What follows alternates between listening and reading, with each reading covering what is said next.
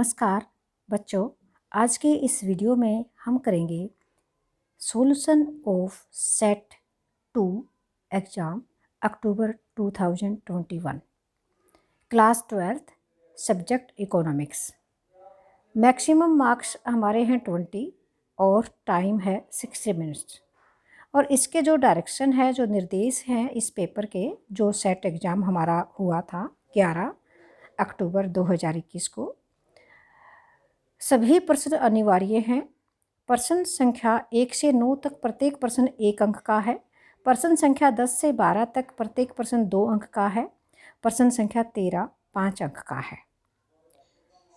पहला क्वेश्चन हमारा इस प्रकार से है बच्चों, देखो 1 से जो 5 क्वेश्चन आएंगे उनमें सही उत्तर का चयन करके लिखो। Select and right the correct answer. पहला क्वेश्चन है, बाजार कीमत का निर्धारण समय की कौन सी अवधि में किया जाता है? ए ऑप्शन हमारा है अल्पकाल, बी यानी कि ख अति अल्पकाल, और ग दीर्घकाल, और घ अति दीर्घकाल।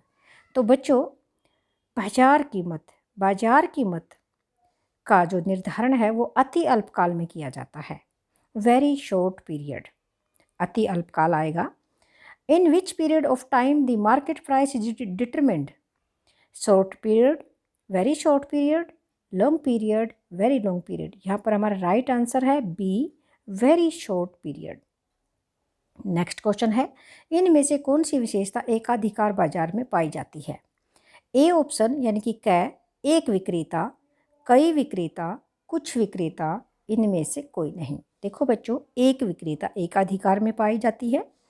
कई विक्रेता यानी कि मैनी सेलर्स एकाधिकारी प्रतियोगिता में और पूर्ण प्रतियोगिता में पाए जाते हैं। कुछ विक्रेता ए फ्यू ये अल्पाधिकार में पाए जाते हैं, और इनमें से कोई नहीं। ये नहीं आएगा, ये भी नहीं आएगा। तो यहाँ पर हमारा सही ऑप्शन ए है यानी कि क है। Which of the following is a characteristics of monopoly market? Single seller, right. B many seller, C few seller, D none of these. Next question है बच्चों, संतुलन बिंदु वह बिंदु है जिस पर मांग तथा पूर्ति की शक्तियाँ होती हैं। संतुलन बिंदु बराबर होती हैं। ए ऑप्शन है बराबर नहीं होती हैं, गलत। ख ऑप्शन है बराबर होती हैं, ये बिल्कुल ठीक है। ग दोनों, ये भी गलत है। घ इनमें से कोई, ये भी गलत है। देखो बच्चों, equilibrium point is that point at which the forces of demand and supplies are equal. B option right है, इक्वल होंगी। ये अनइक्वल गलत है, बोथ गलत है, डी भी गलत है। क्योंकि देखो बच्चों, हम यहाँ पर आपको संतुलन बिंदु बनाकर दिखाएंगे। ये मांग वक्र है और ये है पूर्ति वक्र। ये एस है और ये डी है, और ये जो बिंदु है ये ई इक्विलिब्रियम पॉइंट है यहाँ पर। और ये क्या है? ये है संतुलन बिंदु ई। यहाँ पर मांग और पूर्ति की शक्तियाँ बराबर हैं, इसलिए हमारा ये जो बी ऑप्शन है बिल्कुल ठीक है। ओके बच्चों, नेक्स्ट है, सामान्य लाभ कब प्राप्त होते हैं? क ऑप्शन है औसत आय अधिक है औसत लागत से। A R is greater than A C. ख है A R less than A C, यानी कि औसत आय कम है औसत लागत से। और ग ऑप्शन औसत आय और औसत लागत दोनों बराबर हैं, और घ ऑप्शन इनमें से कोई नहीं। तो बच्चों सी ऑप्शन यानी कि ग ऑप्शन हमारा बिल्कुल ठीक है। When are normal profit received, सामान्य लाभ कब प्राप्त होते हैं? नॉर्मल प्रॉफिट कब रिसीव होते हैं? तो देखो बच्चों, A R is greater than A C, गलत है। A R is less than A C, ये भी गलत है। A R equal to A C, ये बिल्कुल ठीक है। जब A R average revenue average cost के बराबर होता है तो हमारा सही आंसर है। डी ऑप्शन भी गलत है। नेक्स्ट है फिफ्थ क्वेश्चन, पूर्ण प्रतियोगिता की अवस्था में कोई भी फर्म तब संतुलन की अवस्था में होती है यदि सीमांत लागत बराबर है 0, सीमांत लागत बराबर है कुल आय, सीमांत लागत सीमांत आय की, और औसत लागत बराबर औसत आय के। तो देखो बच्चों, पूर्ण प्रतियोगिता में उत्पादक के जो संतुलन की जो शर्त होती है वो 2 शर्तें होती हैं। पहली शर्त होती है M C equal to M R, यानी कि सीमांत लागत और सीमांत आगम। हमने सीमांत लागत और सीमांत आगम या आय ढूंढना है, तो हमारा ये ग ऑप्शन था, ये बिल्कुल सही है। M C is equal to M R, और दूसरी जो कंडीशन होती है एम सी एम आर को नीचे से काटे, या एम सी इज राइजिंग। अब हमने पहली शर्त यहाँ पर देख रहे हैं, ये है ए ऑप्शन है under perfect competition a firm is in equilibrium, MC equal to 0 ये गलत है, MC is equal to TR ये भी गलत है, MC is equal to MR ये हमारी पहली कंडीशन यहाँ पूरी हो रही है, C ऑप्शन बिल्कुल ठीक है। AC is equal to AR ये गलत है, तो बच्चों C ऑप्शन हमारा बिल्कुल ठीक है क्योंकि पहली शर्त है संतुलन की। नेक्स्ट क्वेश्चन हमारा है, छठा क्वेश्चन है, 6 से 9 इन प्रश्नों के उत्तर 1-2 शब्दों में लिखिए, राइट आंसर इन 1 और 2 वर्ड्स। छठा क्वेश्चन है, एकाधिकारी प्रतियोगिता में मांग की कीमत लोच की श्रेणी क्या होती है। देखो बच्चों, जब एकाधिकारी प्रतियोगिता होती है तो मांग वक्र इस प्रकार से होता है, मैं बनाकर दिखाऊंगी। ये थोड़ा सा ज़्यादा चपटा होता है और ये जो मांग वक्र है इसमें कीमत लोच कौन सी होगी, तो इलास्टिसिटी ग्रेटर देन 1, इकाई से अधिक लोचदार। तो ये होता है एकाधिकारी प्रतियोगिता में मांग वक्र की मांग की कीमत लोच की श्रेणी क्या है, इकाई से अधिक लोचदार। हम क्या लिखेंगे, इकाई से अधिक लोचदार, इकाई से अधिक लोचदार होती है। और इसकी जो शेप है ये हमने बनाई, ज़्यादा चपटी है। What is the degree of price elasticity of demand करो अंडर मोनोपोलिस्टिक कंपटीशंस। तो इसमें देखो 5 श्रेणियाँ होती हैं, 5 डिग्री, जो डिग्री हैं वो 5 श्रेणियाँ हैं इसमें, इकाई के बराबर, इकाई से कम लोचदार, इकाई से अधिक लोचदार, पूर्णतः बेलोचदार और पूर्णतः लोचदार। तो यहाँ पर इकाई से अधिक लोचदार आएगा, इकाई से अधिक लोचदार। छठे क्वेश्चन का जो हमारा आंसर है वो ये आएगा। ओके, अगला क्वेश्चन है, सामान्य कीमत का निर्धारण समय की कौन सी अवधि में होता है।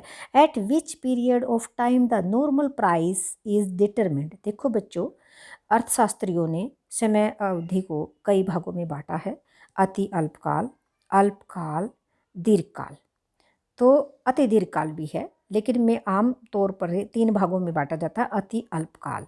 अति अल्पकाल में जो कीमत होती है वह बाजार कीमत कहलाती है, और अल्पकाल में जो कीमत होती है वो उपसामान्य कीमत कहलाती है, जबकि दीर्घकाल में जो कीमत होती है वह सामान्य कीमत कहलाती है। तो सामान्य कीमत का निर्धारण समय की कौन सी अवधि में होता है, यहाँ पर आएगा दीर्घकाल।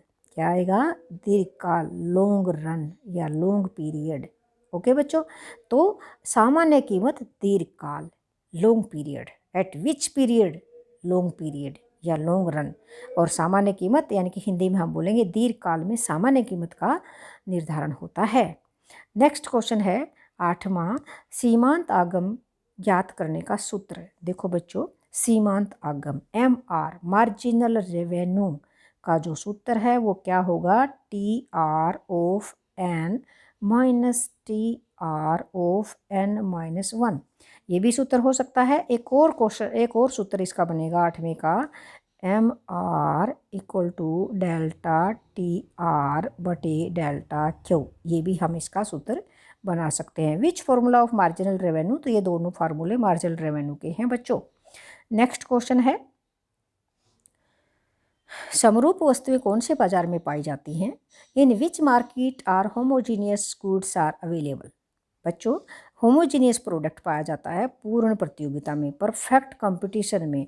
तो 9वें का जो आंसर है वो है पूर्ण प्रतियोगिता। क्या आएगा, पूर्ण प्रतियोगिता बाजार में, पूर्ण प्रतियोगिता जो बाजार है वहाँ पर क्या पाया जाता है, समरूप वस्तुएं पाई जाती हैं। आगे क्वेश्चन हमारा इस प्रकार से बच्चों, 10 से 12 जो प्रश्न हैं, इन प्रश्नों के उत्तर 20-30 शब्दों में लिखें, राइट आंसर इन 20 और 30 वर्ड्स।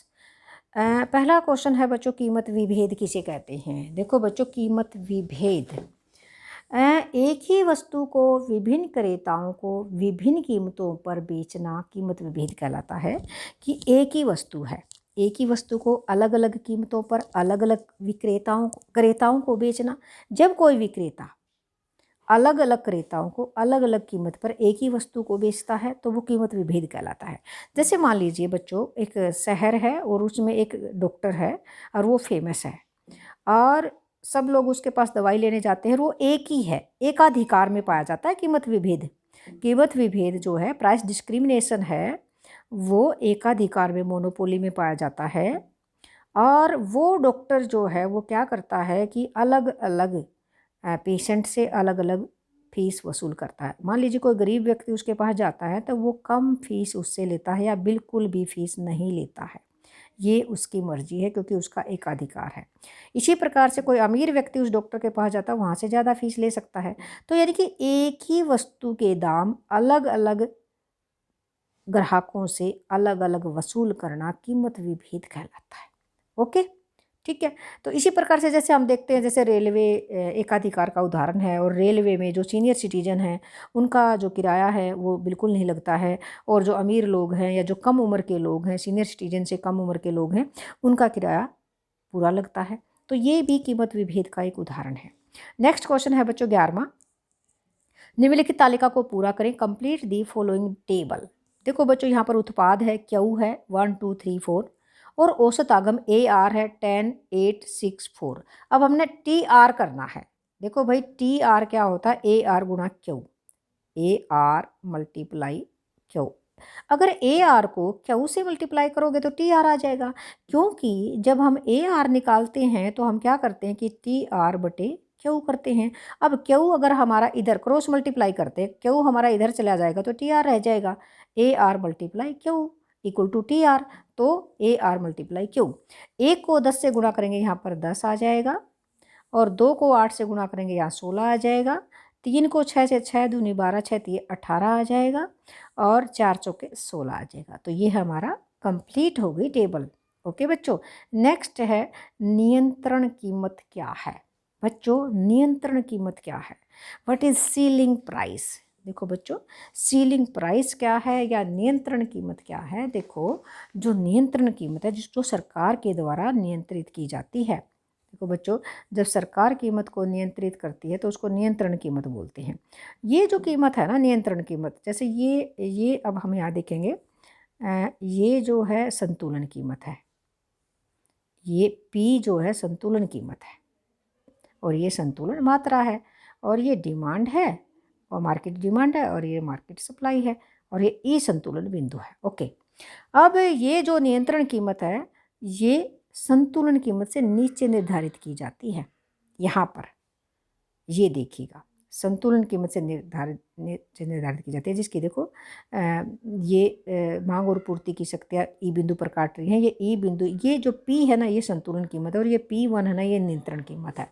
देखो, नियंत्रण कीमत वस्तुओं की कीमत को उसकी संतुलन कीमत से नीचे निर्धारित किया जाता है, जिससे विशेष जनसमूह को नितांत आवश्यक वस्तुओं की न्यूनतम पूर्ति सुनिश्चित की जा सके।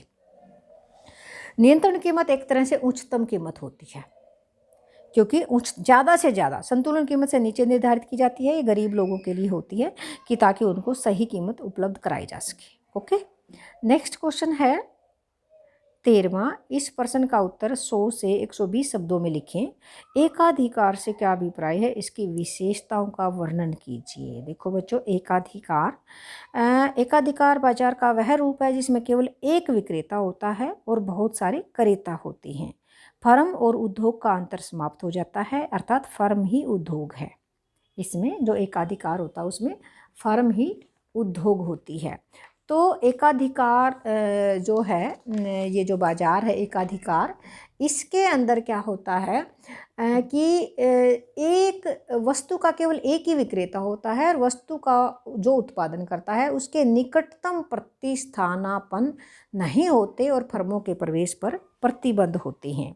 देखो बच्चों, ये जो एकाधिकार है और इसकी विशेषताएं, इसका जो मांग वक्र है वो ऋणात्मक ढाल वाला होता है, और MR लेस देन AR होता है। ये इसकी मैंने एक वीडियो बनाई थी, एकाधिकार से क्या अभिप्राय, इसकी विशेषताएं क्या है, और इसका लिंक मैं डिस्क्रिप्शन बॉक्स में दे दूंगी, आप वहाँ से देख सकते हैं। इसी प्रकार से अगला अथवा है, कुल आगम, सीमांत आगम और औसत आगम में क्या संबंध होता है, ये इसका भी एक वीडियो है, उसका भी लिंक हम डिस्क्रिप्शन बॉक्स में दे देंगे, आप वहाँ से देख लेना।